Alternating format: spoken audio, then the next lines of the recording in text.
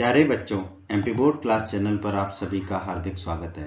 बच्चों, इस वीडियो में हम एमपी बोर्ड के कक्षा 10वीं के गणित के अध्याय 6 त्रिभुज की प्रश्नावली 6.1 के सभी प्रश्नों को हल करेंगे।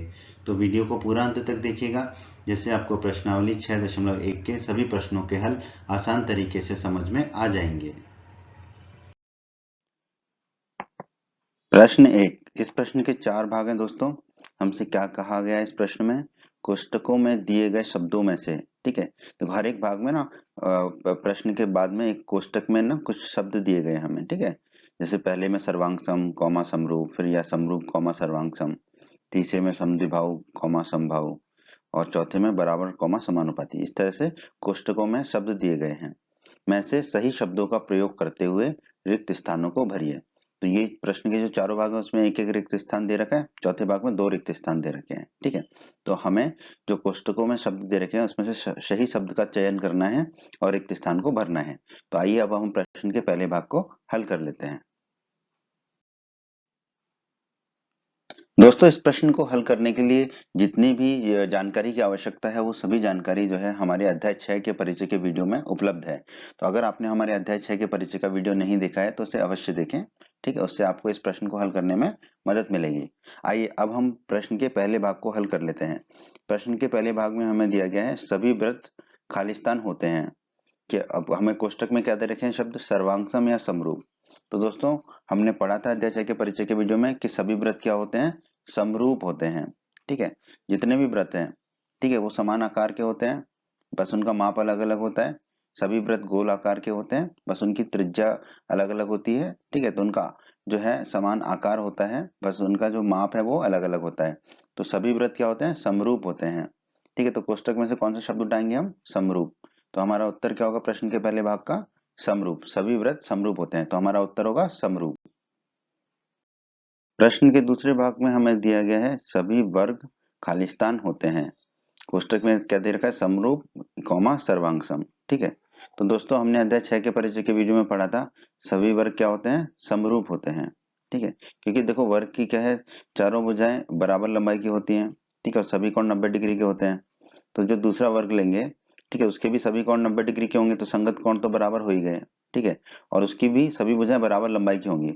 मान लो पहले वर्ग की सभी भुजाएं ए लंबाई की है, तो दूसरे वर्ग की सभी भुजाएं क्या होंगी? बी लंबाई की होंगी। तो संगत भुजाओं का अनुपात क्या होगा? ए बटा बी, ठीक है। तो संगत भुजाओं का अनुपात भी हमेशा बराबर होगा। तो इसलिए सभी वर्ग क्या होंगे? समरूप होते हैं। तो हमारे प्रश्न के इस भाग का क्या उत्तर होगा? समरूप।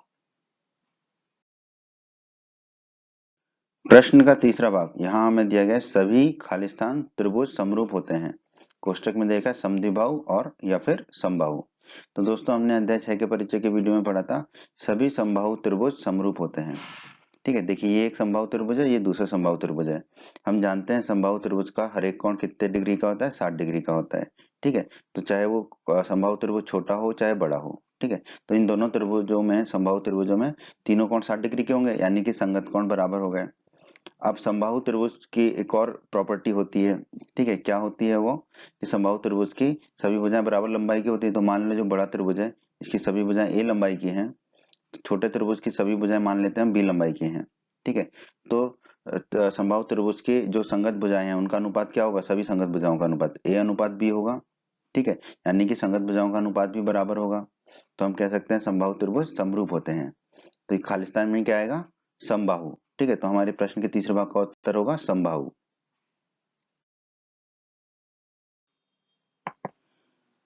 प्रश्न का चौथा और अंतिम भाग, इस भाग में हमसे कहा गया है भुजाओं की समान संख्या वाले दो बहुभुज समरूप होते हैं यदि, ठीक है। पहले भाग में है उनके संगत कोण रिक्त स्थान हो, दूसरा है उनकी संगत भुजाएं रिक्त स्थान हो, ठीक है। कोष्टक में दे रखा है बराबर और समानुपाती, ठीक है।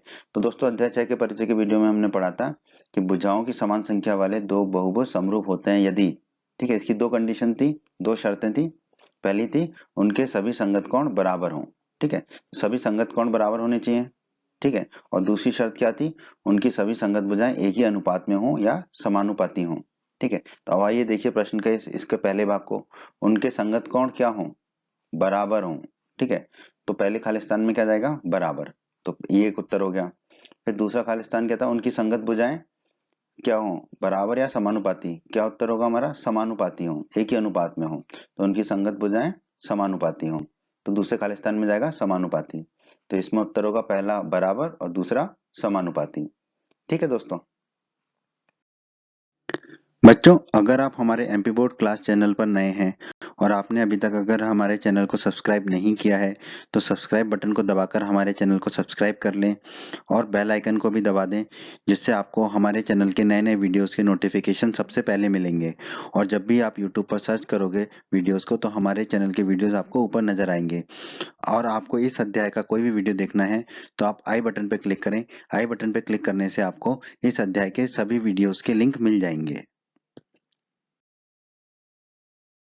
प्रश्न दो में दोस्तों हमसे कहा गया है निम्नलिखित युग्मों के दो भिन्न भिन्न उदाहरण दीजिए।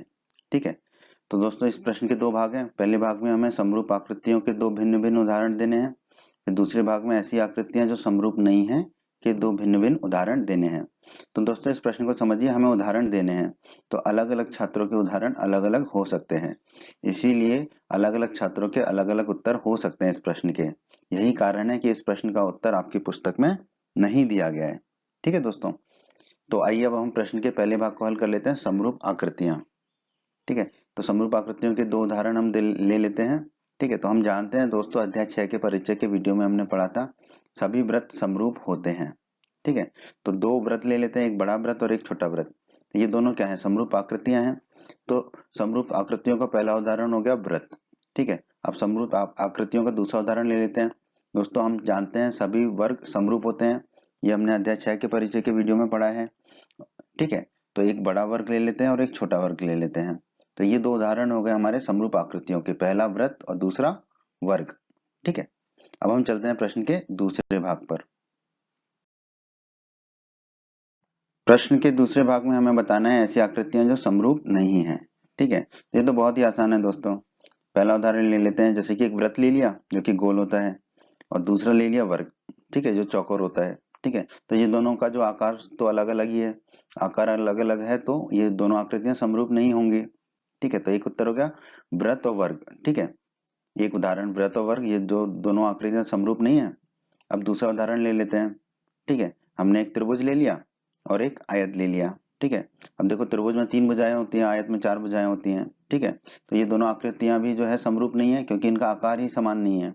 ठीक है, तो दूसरा उदाहरण हो गया हमारा त्रिभुज और आयत। ठीक है, तो यही हमारा उत्तर है दोस्तों प्रश्न के दूसरे भाग का। पर चूंकि ये उदाहरण है तो यहाँ पर जो है उत्तर लोगों के अलग अलग हो सकते हैं, अलग अलग छात्रों के अलग अलग उत्तर हो सकते हैं, पहले भाग के भी और दूसरे भाग के भी। ठीक है दोस्तों,